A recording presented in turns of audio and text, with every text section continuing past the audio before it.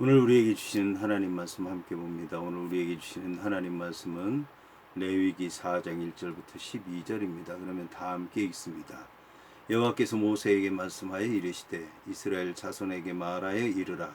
누구든지 여호와의 계명 중 하나라도 그릇 범하였으되 만일 기름 부음을 받은 제사장이 범죄하여 백성의 허물이 되었으면 그가 범한 죄로 말미암아 흠없는 수송아지로 속죄의 제물을 삼아 여호와께 드릴지니 그 수송아지를 회막문 여호와 앞으로 끌어다가 그 수송아지의 머리에 안수하고 그것을 여호와 앞에서 잡을 것이요 기름 부음을 받은 제사장은 그 수송아지의 피를 가지고 회막에 들어가서 그 제사장이 손가락에 그 피를 찍어 여호와 앞 곧 성소의 휘장 앞에 7번 뿌릴 것이며 제사장은 또 그 피를 여호와 앞 곧 회막 안 향단 뿔들에 바르고 그 송아지의 피 전부를 회막 문 앞 번제단 밑에 쏟을 것이며 또 그 속죄 제물이 된 수송아지의 모든 기름을 떼어낼지니 곧 내장에 덮인 기름과 내장에 붙은 모든 기름과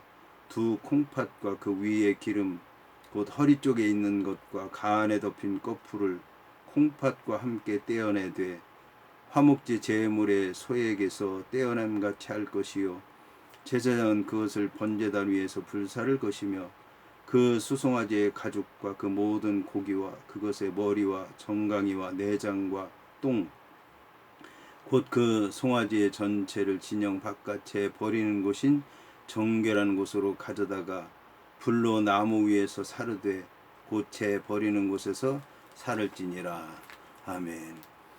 오늘 말씀의 제목은 제사장을 위한 속죄제입니다. 그러면 본문의 말씀을 통해 함께 은혜 나누도록 하겠습니다. 이에 본문의 말씀을 보면 여호와께서 모세에게 말씀하여 이르시니라 라고 하는 말씀으로 시작을 하고 있습니다. 본문의 내용은 지금까지의 제사 규례와 같이 이하에 서술되는 모든 제사 규례 역시 모세에 의해서 만들어진 것이 아니라 전적으로 여호와의 계시에 따른 규례라고 하는 것을 밝혀주고 있습니다. 이처럼 여호와 종교의 특징은 다른 종교와는 달리 오직 위로부터 임하시는 살아계시는 여호와 하나님의 계시에 전적으로 의존하고 있다는 것입니다. 이런 의미에서 토마스 아놀드는 기독교와 다른 종교와의 가장 뚜렷한 구별점을 다른 종교가 인간이 신을 찾고자 갈구하는 종교라면 기독교는 신께서 인간을 찾고자 갈구하는 종교라고 얘기를 했습니다. 본문의 누구든지에 해당하는 네펫이라고 하는 말은 직역하면 영혼, 생명이라는 뜻입니다. 이 말은 성경에서 남자나 여자의 구별이 없이 영혼을 가진 모든 생명체, 곧 사람에게 주로 적용되어 나타나는 말입니다. 이와 함께 사람의 영혼만이 아닌 육체를 포함한 전 인격체를 나타내는 말이 네펫이라고 하는 말입니다. 이 누구든지라고 하는 말은 죄를 범하는 것이 영혼의 문제에만 해당하는 것이 아니라 전 인격체로서의 삶과 떼어낼 수 없는 관계가 있다는 것을 말해줍니다. 여기서 특별히 누구든지라고 하는 말은 여호와께 속죄제를 드릴 수 있는 대상을 가리키는 말이라고 하는 것과 나아가 속죄제의 피 흘림으로 인해서 죄사함 받아 구원에 이를 수 있는 대상을 가리키는 말입니다. 본문부터 속죄제의 구체적인 내용이 나옵니다. 한편 본장에서는 3절부터 12절까지는 제사장의 범죄에 관한 속죄제에 관해서 말씀하고 13절부터 21절까지는 회중의 범죄에 관한 속죄제에 관해서 말씀하고 22절부터 26절까지는 족장의 범죄에 관한 속죄제에 관해서 말씀하고 그리고 27절부터 35절까지는 평민의 범죄에 관한 속죄제에 관해서 말씀하고 있습니다. 본문의 여호와의 명령 중 하나에서 명령하다, 세우다, 명하다라고 하는 뜻을 가진 차와라고 하는 히브리어는 지켜 행하도록 세워지고 명령된 계명, 규례, 제도를 가리킵니다. 본문의 그릇 범하였더라고 하는 말에서 그릇이라고 하는 말은 길을 잃다, 실수하다, 비틀거리다, 잘못 행하다라고 하는 뜻입니다.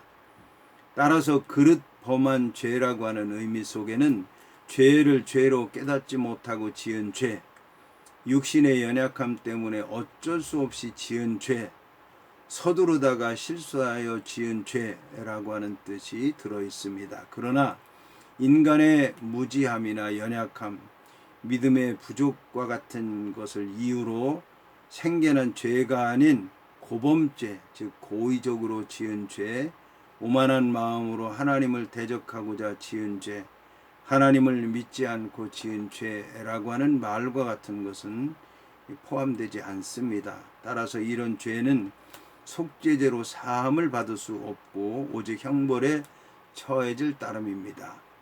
한편 그릇이라고 하는 말에 해당하는 귀시가가라고 하는 말은 개역성경 다른 곳에서 부지중해라고 하는 말로도 번역이 되고 있습니다. 이어서 본문은 만일 기름 부음을 받은 제사장이 범죄하여 백성의 허물이 되었으면 그가 범한 죄로 말미암아 흠없는 수송아지로 속죄 제물을 삼아 여호와께 드릴지니라고 말씀하고 있습니다. 본문에 기름 부음 받은 제사장이 범죄해서 백성의 허물이 되었으면 이라고 하는 말 가운데 있는 만일이라고 하는 단어로 본문이 시작하기 때문에 본문이 알지 못하는 가운데 저지른 죄를 해결하기 위해서 드리는 속죄제를 다루는 조항에서 제사장의 죄를 다루는 조항이라고 하는 것을 알 수 있습니다. 본문의 기름 부음을 받은 제사장이라고 하는 말에서 하코헨 함마시아흐라고 하는 말, 이 말은 이제 기름 부음을 받다라고 하는 말인 마시아흐라고 하는 말이 나왔는데, 이 기름을 붓다라고 하는 뜻을 가진 마시아흐라고 하는 말, 이 말은 이제 우리가 보통 메시아라고 하는 말로도 사용이 되는데, 이 제사장이라고 하는 뜻을 지닌 코헨이라고 하는 말과 함께 사용되고 있습니다. 여기서 코헨이라고 하는 말에는 이제 정관사가 붙어 있는데, 이 정관사는 이제 정해진 관사죠. 이것은 이제 그래서 여기서 제사장은 정해진 제사장, 유일한 제사장, 그러니까 대제사장을 나타내는 말이라고 하는 것입니다. 한편 이스라엘 사회에서 직무를 부여받을 때 그 직무의 신성함과 신적 인명을 상징하는 표시로 머리에 기름 부음을 받은 자들은 왕직과 제사장직과 예언자직을 받은 사람들이었습니다.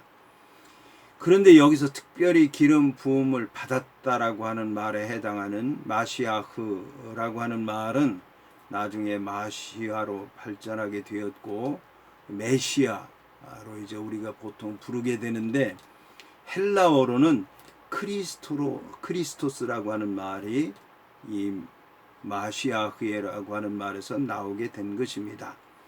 이는 곧 기름 부음을 받은 자라고 하는 뜻인데, 신약 시대에 이르러서 크리스토스라고 하는 명칭은 예수님에게 적용되어 예수의 호칭으로 쓰여지고 있는데, 각각 메시아, 그리스도로 번역되고 있습니다. 이 호칭에서 찾아볼 수 있듯이 예수 그리스도는 하나님께로부터 기름 부음을 받은 만왕의 왕이시며 우리 성도들의 영원한 대제사장이라고 하는 것입니다. 본문에 범죄한다라고 하는 말은 본래 하타라고 하는 말에서 나왔는데, 표적에서 빗나가다, 관역을 맞추지 못하다, 목적에서 벗어나다라고 하는 뜻을 가졌습니다. 따라서 성경에서 말하는 범죄라고 하는 것은 여호와의 목적과 뜻에 부합되지 아니하는 인간의 잘못으로 저지른 빗나간 모든 행위를 의미합니다.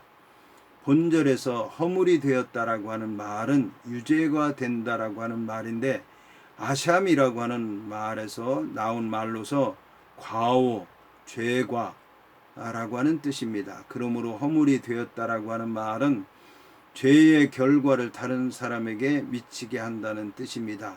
이 말은 백성을 대표하는 제사장이 죄를 짓는다고 하는 것은 이스라엘 백성들 전체로 하여금 죄를 짓게 하는 것과 마찬가지가 되어서 그 죄의 결과로 말미암은 재앙이 대제사장 개인에게서 끝나는 것이 아니라 이스라엘 백성들 전체에게 미치게 된다라고 하는 뜻입니다. 여기서 우리는 다음 세 가지 사실을 깨달을 수 있습니다. 첫째, 지도자는 그 위상에 따르는 책임이 반드시 뒤따른다는 사실입니다. 둘째, 죄는 심각한 전염성을 띠고 있다고 하는 사실입니다. 셋째, 땅에 있는 제사장들은 불완전하다는 사실입니다. 이처럼 본문은 땅에 있는 제사장들이 온전하지 못하다는 것을 암시합니다. 제사장들이 온전하지 못하기 때문에 그들이 드리는 제사도 온전하지 못해서 영원히 우리 죄를 속하지는 못한다라고 하는 것을 말하고 있는 것입니다.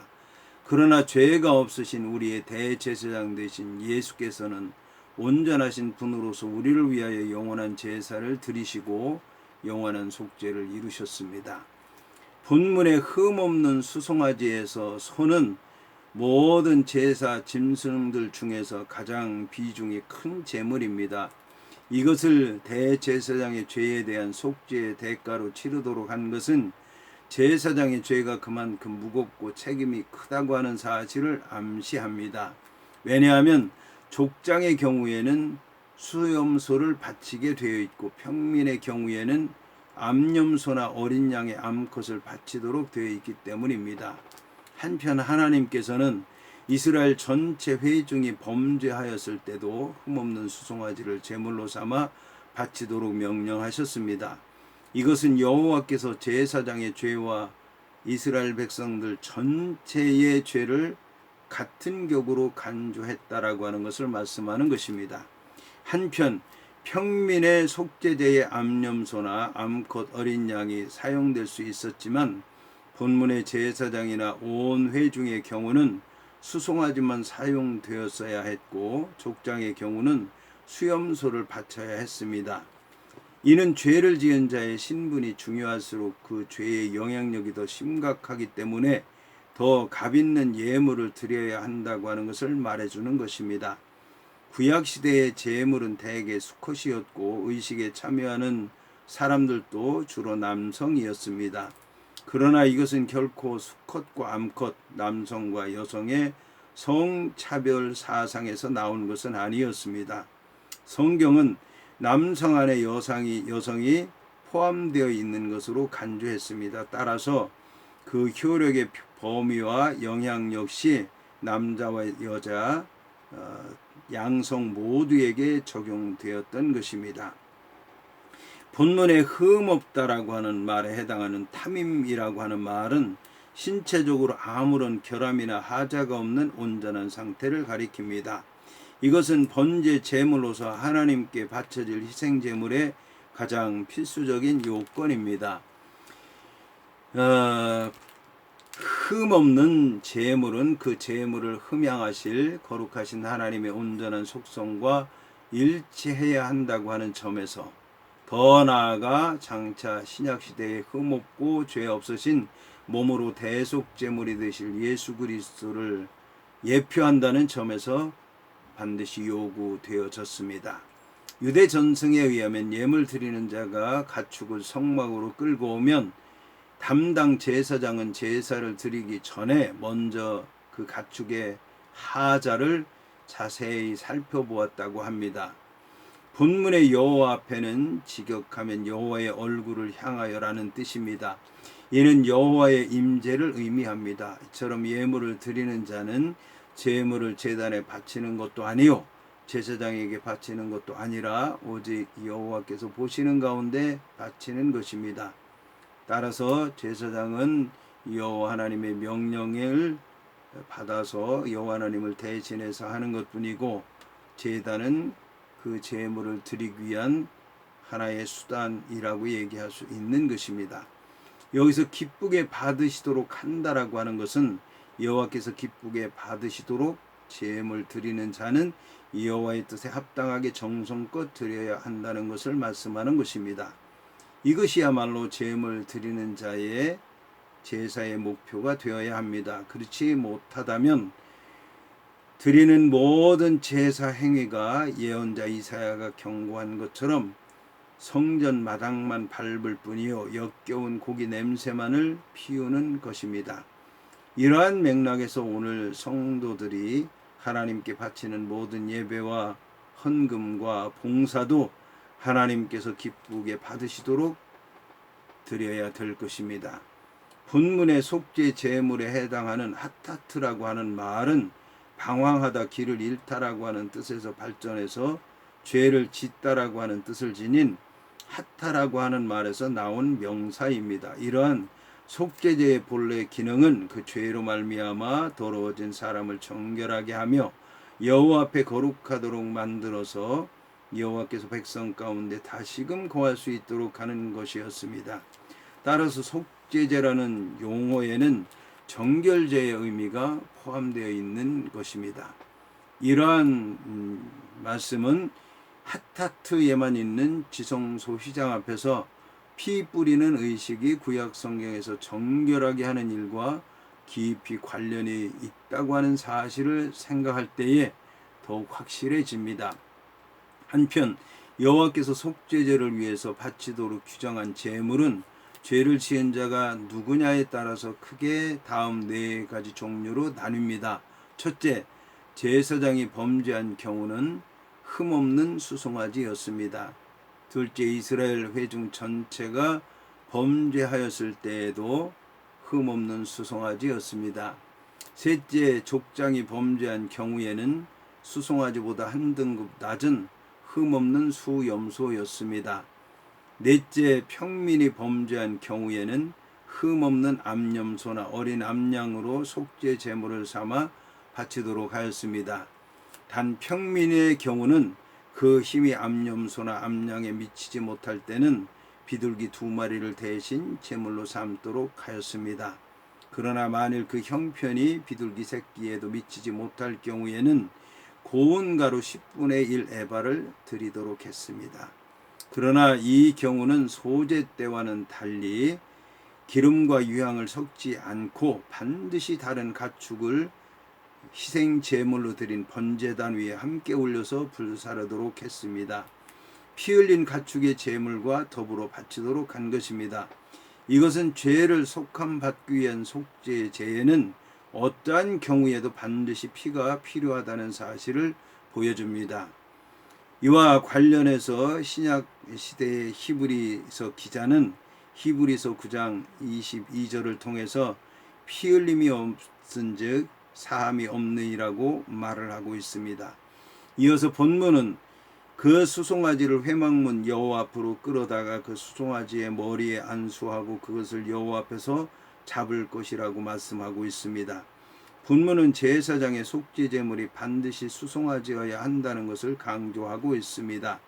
이와 함께 가장 값진 예물인 송아지에 해당하는 파르라고 하는 단어는 3절과 4절에 걸쳐서 계속 사용하고 있는데 제사장이 짓는 죄가 얼마나 심각한 것인가를 얘기하고 있습니다. 여기에 그 죄에 따른 희생의 대가도 얼마나 큰 것인가 알 수 있도록 하고 있습니다. 본문의 회막문에서라고 하는 말은 구체적으로 얘기하면 성막문 앞 번제단 위에서라고 하는 뜻입니다. 한편 회막이라고 하는 말은 오헬, 모헤드라고 하는 말을 번역한 것인데 증거궤를 두는 지성소를 가리키기도 했고 지성소와 성소를 합한 성막 본체를 가리키기도 하였습니다. 본문에서 안수는 피차간 서로 연합해서 하나가 된다고 하는 것을 상징하는 행위로서 안수의 목적은 자신이 가진 그 무엇을 다른 사람에게 돌리는 것을 의미합니다. 따라서 제물에 안수하는 행위는 제물을 드리는 자가 안수를 통해서 그 제물과 하나 된다고 하는 것을 나타내는 동시에 자신의 죄를 그 동물에게 전가시킨다고 하는 것을 상징적으로 나타내는 행위인 것입니다. 따라서 제물 드리는 자는 자신이 직접 피를 흘리지 않고도 자신과 연합된 안수받은 제물의 피 흘림을 통해서 자신의 죄를 속죄함 받을 수 있었던 것입니다. 그러나 이때 제물 드리는 자는 자기 대신 처참히 죽어가는 제물의 모습을 통해서 죄의 심각성을 깨닫고 속죄의 은총을 마음속 깊이 체험해야 했던 것입니다. 한편 안수할지니라고 하는 말은 원어상 그 말 속에는 두 가지 뜻이 있습니다. 하나는 제물을 드리는 자가 직접 자신의 손을 제물 위에 놓아야 한다는 점입니다. 다른 하나는 제물 위에 손을 얹을 때 힘껏 단단히 누르면서 얹어야 된다는 점입니다. 이 점에 대해서 유대 랍비들의 말에 의하면 제물을 드리는 자는 그의 양손을 희생 제물의 양뿔 사이에 얹고 있는 힘을 다해 힘껏 눌러야 했다고 합니다. 제물을 회막문 앞 여호와 앞으로 끌어다가 안수하고 번제단 곁 곧 성막 북편 뜰에서 도살하는 것은 모든 제사의 경우와 똑같습니다. 그런데 여기서 제물에 안수하는 행위는 지은 죄로 말미암아 자신이 마땅히 죽어야 함에도 불구하고 자기 대신 죽어갈 제물에 자신의 모든 죄를 전가시킨다는 뜻입니다. 그리하여 자신과 제물이 하나가 되었다는 사실을 의미합니다. 따라서 비록 죽은 것은 제물이지만 제물과 더불어 자신도 함께 죽는다고 하는 것을 상징하는 행위인 것입니다. 이어서 본문은 기름 부음을 받은 제사장은 그 수송아지의 피를 가지고 회막에 들어갈 것이라고 말씀하고 있습니다. 본절에 기름 부음을 받은 제사장이라고 하는 말에서 기름 부음을 받다는 말에 해당하는 마시아흐라고 하는 말은 기름을 붓는다는 뜻의 마샤흐에서 파생한 말인데 제사장이라고 하는 뜻을 가진 코헨이라고 하는 말과 함께해서 기름 부음 받은 제사장, 유일한 제사장, 대제사장을 가리키는 용어인 것입니다. 한편 제사장이라고 하는 말에 해당하는 코헨이라고 하는 말은 가운데서다, 중재하다, 하나 되게 하다라고 하는 뜻을 가진 카한이라고 하는 말에서 파생된 말로서 제사장이 여호와와 백성 사이에 서서 중재하고 하나 되도록 하는 일을 맡은 자라고 하는 것을 알 수가 있습니다. 본문에서 회막에 해당하는 오헬 모헤드라고 하는 말은 여호와 하나님과 이스라엘 백성들이 만나는 만남의 장소입니다. 그러나 이 만남에는 반드시 피가 있어야 했습니다. 왜냐하면 피가 없이는 인간이 하나님의 진노를 누그러뜨릴 만한 다른 방법이 없었기 때문입니다. 오직 피만이 인간의 죄를 속하여 인간으로 하여금 여호와 앞에 담대히 나가도록 했던 것입니다. 한편 속죄제를 드릴 때 족장이나 평민의 경우에는 제물의 피를 회막 안으로 들여가지 않았지만 제사장이나 회중 전체가 범죄한 경우에는 제물의 피를 반드시 회막 안에 있는 성소로 가지고 들어가도록 하였습니다. 본절 5절에 나오는 대제사장의 죄와 13절부터 21절까지에 나오는 이스라엘 회중의 죄는 족장들의 죄나 이스라엘 백성들 개개인의 죄와는 달리 피를 취해서 여호와께서 임재하시는 성막 안으로 가져다가 향단불에 발랐습니다.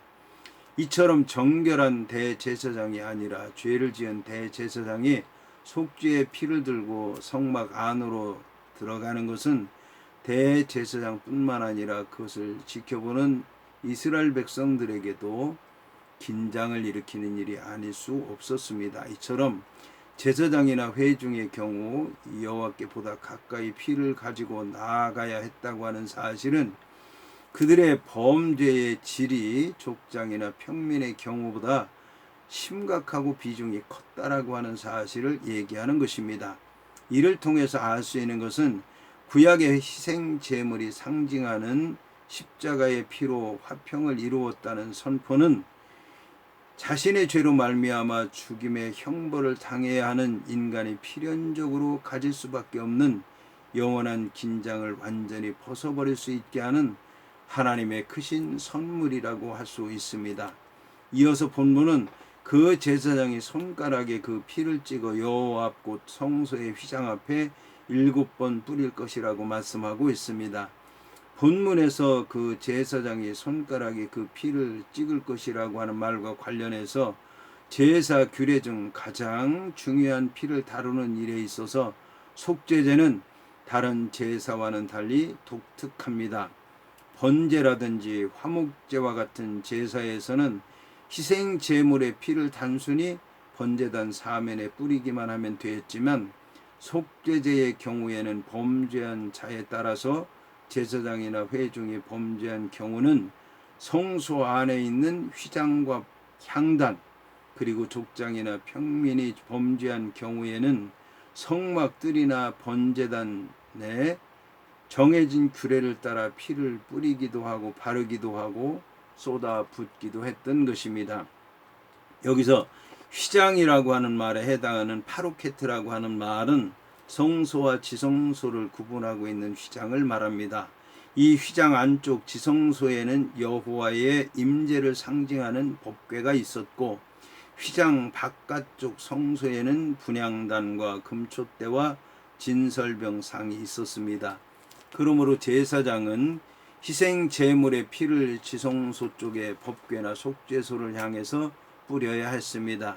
이러한 행위는 오직 희생 제물의 피만이 여호와의 율법의 공의를 만족시킬 수 있으며 결과적으로 여호와의 자비의 은총을 받아서 누릴 수 있다고 하는 사실을 상징합니다.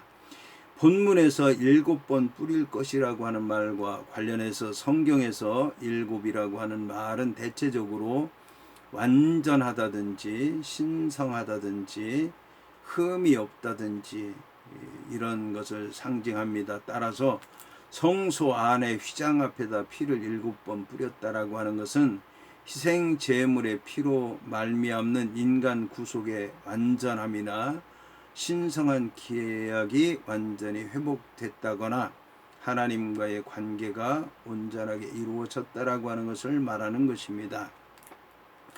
여기서 뿌린다라고 하는 말은 이제 번제나 화목제와는 구별된 단어입니다.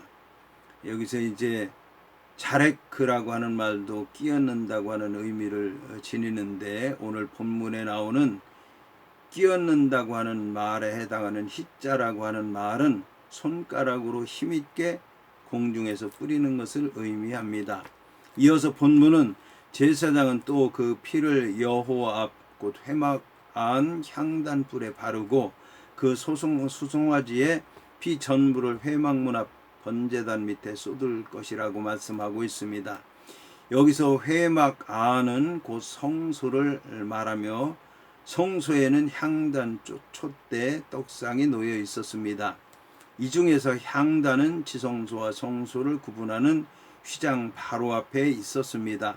속죄제의 경우에 족장이나 평민이 범죄하였을 경우에는 성소 바깥 번제단 뿔에다 피를 발랐지만, 제사장이나 이스라엘 온 회중이 범죄하였을 경우에는 여호와께서 계시는 지성소로부터 가까운 곳에 위치한 향단불에다가 피를 발랐습니다.